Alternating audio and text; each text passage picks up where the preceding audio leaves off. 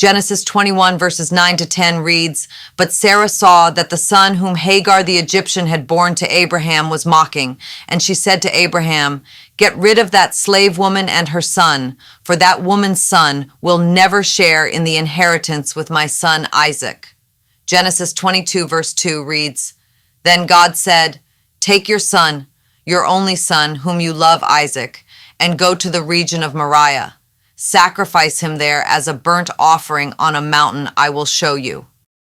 Here is how the Jewish scribe manipulated Ishmael's story. 1. The age of Ishmael at the time of his departure from Abraham's house. 2.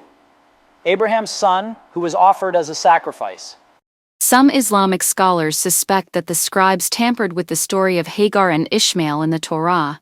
It is argued that Genesis 21 verses 9 to 10 may have been added later because Ishmael and Hagar had already left Abraham's house long before Isaac was born, with Ishmael being an infant according to Islamic tradition. Similarly, some question whether Genesis 22 verse 2 could refer to Ishmael, since Isaac had never been Abraham's only son, whereas Ishmael had been for 14 years before Isaac was born. How is this Islamic viewpoint presented? The Islamic perspective on the stories of Hagar, Ishmael, and Isaac, as presented in the Torah, differs significantly from the Jewish and Christian narratives. These differences have led some Islamic scholars to question the authenticity of certain biblical passages, suggesting possible later additions or alterations. In the Islamic tradition, Hagar and Ishmael's story is seen through a different lens compared to the biblical account. According to Islamic belief, Ishmael was an infant when he and his mother Hagar were left in the desert, which contrasts with the biblical narrative where Ishmael is depicted as a young boy during this event. Some Islamic scholars argue that certain verses in Genesis, such as Genesis 21 9-10, might have been added later, as they imply that Ishmael was older and capable of mocking Isaac, which would not align with the Islamic timeline where Ishmael had already left before Isaac's birth. The question of who was the intended son of sacrifice is another point of divergence. In the Quran, it is generally believed that Ishmael was the son whom Abraham was commanded to sacrifice, whereas the Bible identifies Isaac as the intended sacrifice. This discrepancy has led some Islamic scholars to suggest that Genesis 22, verse 2, which refers to Isaac as Abraham's only son, might be inaccurate, as Ishmael was Abraham's firstborn and was his only son for 14 years before Isaac's birth. The argument is that the description of Isaac as the only son could have been a later addition to emphasize Isaac's significance in the Jewish tradition. Islamic narratives emphasize the significance of Ishmael and his descendants, linking them to the lineage of the Prophet Muhammad. The Islamic tradition holds that Abraham and Ishmael together built the Kaaba in Mecca, a central element in Islamic faith, which is not mentioned in the Bible. The Quran and Islamic teachings often highlight the spiritual and prophetic roles of both Ishmael and Isaac, but with a focus on Ishmael's role in the lineage leading to Islam. Conclusion. The Islamic viewpoint on the story of Hagar and Ishmael in the Torah is characterized by skepticism towards the authenticity of certain verses. Islamic scholars argue that the timeline and events described in the Torah may have been altered, and that Ishmael may have been the son referred to in Genesis 22:2 instead of Isaac. There is an argument among scholars regarding the significance of Hajj in Islam as a restored religion tracing back to Abraham.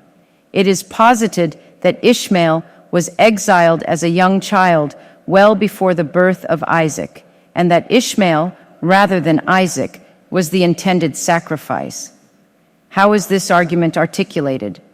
The argument regarding the significance of Hajj in Islam as a restored religion tracing back to Abraham and the associated narrative involving Ishmael and Isaac is articulated through several key points.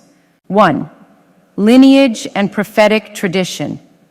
In Islamic tradition, Hajj is deeply connected to the figure of Ibrahim. Muslims believe that Abraham, along with his son Ismail, played a foundational role in establishing the rites of Hajj.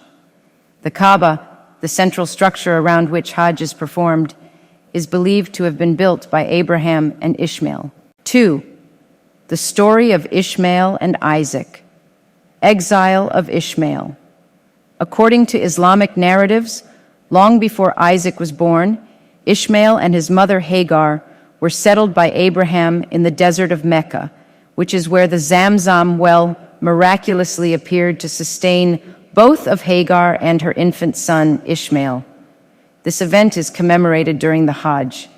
The sacrifice. Islamic tradition holds that it was Ishmael, not Isaac, who was the intended sacrifice. This is based on interpretations of the Quran, specifically Surah 37, verses 100 to 113, where it is generally understood that the son who was to be sacrificed was Ishmael. According to the sequence of events in the Quran, the promise of Isaac's birth comes after the story of sacrifice, indicating that Ishmael is the son in question. This contrasts with the Judeo-Christian tradition, which identifies Isaac as the intended sacrifice. 3. Symbolic acts of Hajj. The rites of Hajj include reenactments and commemorations of events from the lives of Abraham, Hagar, and Ishmael. For instance, the Sa'i, which involves walking 7 times between the hills of Safa and Marwa, commemorates Hagar's desperate search for water for her infant son, Ishmael. The stoning of the Jamarat represents Abraham's rejection of Satan's temptation, which is believed to have occurred when he was about to sacrifice Ishmael. 4. Restoration of Abrahamic monotheism. Islam views itself as a continuation and restoration of the pure monotheistic faith of Abraham. The Hajj serves as a means to reconnect with the Abrahamic legacy, emphasizing monotheism, obedience to God, and the unity of the Muslim community. In summary, the argument hinges on the belief that Ishmael, rather than Isaac, was central to the narrative of sacrifice, and that the rites of Hajj are rooted in the events of Abraham's life as they unfolded in Mecca with Ishmael. This perspective underscores the significance of Hajj in Islam and its connection to Abraham as a pivotal prophet in the monotheistic tradition. Allah